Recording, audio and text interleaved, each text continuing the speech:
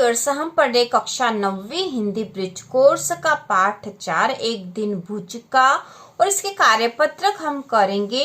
तो कार्यपत्रक एक श्रुतलेख है, आपको सुनकर यहाँ लिखना है। इसके बाद जो कार्यपत्रक 2 है वह दिए गए विराम चिन्हों का प्रयोग कर वाक्य लिखिए।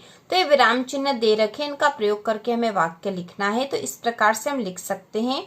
तो यह प्रश्नवाचक चिन्ह है और इससे वाक्य बनाना है। तो प्रश्नवाचक चिन्ह से हम प्रश्न वाला वाक्य कोई सा भी बना सकते हैं, जैसे आपका नाम क्या है, आप किस कक्षा में पढ़ते हो, इस प्रकार से कोई सा भी प्रश्न पूछा जा सकता है। इसके बाद यहाँ पूर्ण विराम है, मैं स्कूल जा रहा हूँ और पूर्ण विराम। इसके बाद है विस्मयादिबोधक चिन्ह, जैसे वाह रेलगाड़ी की यात्रा।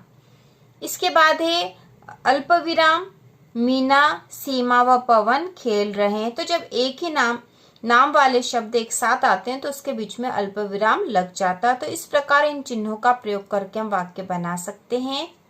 इसके बाद कार्यपत्रक 2 देखेंगे। तो यहाँ पे प्रश्न दे रखा है, नीचे दिए गए कथनों को किसने कहा, क्यों कहा, किससे कहा और कब कहा। तो इस पाठ में से पूछे गए हैं यह। तो इसमें क वाला है, यह अनुशासित जीवन जो उनकी दिनचर्या की हर गतिविधि में झलकता है। क्यों कहा, तो यह लेखक ने कहा था, और क्यों कहा था, सेना के जवानों का अनुशासन देखकर कहा था। और किससे कहा, डायरी से, क्योंकि वहां जो कुछ लिखा अपनी डायरी से ही कहा गया और डायरी में ही लिखा है। इसके बाद ख वाला है, चूल्हे की रोटियां मिले और घड़ा भर लस्सी, और क्या चाहिए। क्यों कहा, तो लेखक को चूल्हे की रोटियां पसंद थी, इसलिए उसने कहा था कि चूल्हे की रोटियां मिले और घड़ा भर लस्सी, तो और क्या चाहिए। इसके बाद एक किसने कहा, तो इसका उत्तर आएगा लेखक ने कहा। अगला ग वाला है, डायरी थका हुआ हूँ अब बातें नहीं कर सकता, शुभ रात्रि।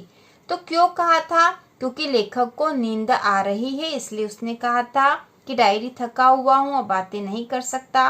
कब कहा, सोते समय, जब लेखक को बहुत नींद आ रही थी, सोते समय उसने कहा था कि अब मैं बातें नहीं कर सकता, शुभ रात्रि।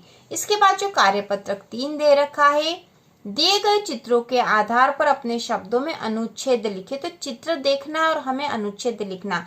तो जैसे पहला चित्र, इसमें बहुत सारे पेड़ पौधे वन जैसा दिख रहा है, तो ये किसी वन का चित्र है, तो हम वन के ऊपर अनुच्छेद यहाँ लिख सकते हैं। आप अपने अनुसार लिख सकते हो। यहाँ पर उदाहरण के तौर पर दे रखा है, तो यहाँ हम लिख सकते हैं, वन हमारे जीवन के लिए बहुत आवश्यक है।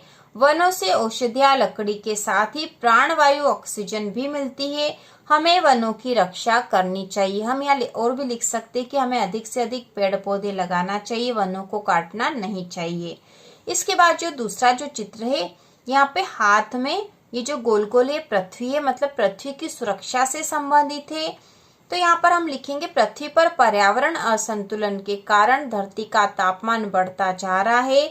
हमें अधिक से अधिक पेड़ पौधे लगाना चाहिए, जिससे कि हमारी धरती हरी भरी रहे और पर्यावरण का संतुलन बना रहे। इसके बाद कार्यपत्रक 4 है, दिए गए शब्दों के अर्थ लिखकर वाक्य बनाइए। तो ये शब्द दे रखे जिनके अर्थ लिखने और वाक्य बनाने हैं।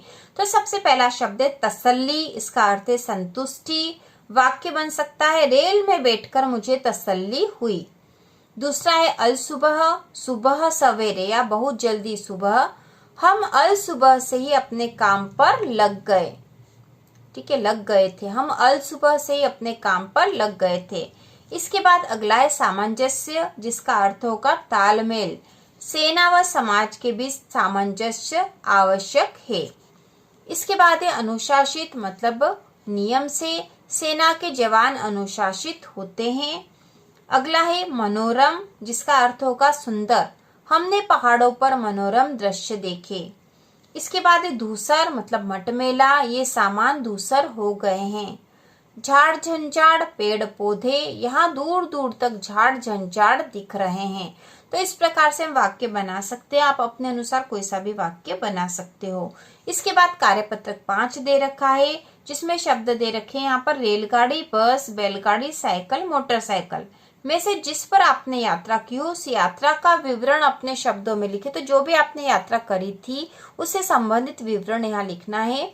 तो हमने यह उदाहरण के तौर पर लिखा, आप अपने अनुसार लिख सकते हो। आपके साथ जो भी घटना हुई हो या आपकी यात्रा किस प्रकार से रही थी आप लिख सकते हो। तो हम यहाँ लिखेंगे, मैं एक बार बस से अपने मामा जी के घर जा रहा था। थोड़ी ही देर में पूरी बस भर गई और बस अपने रास्ते पर चल पड़ी।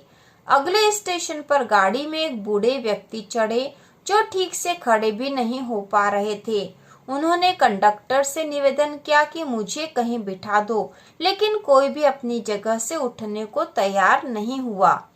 फिर मैंने अपनी जगह पर उन बूढ़े व्यक्ति को बिठा दिया।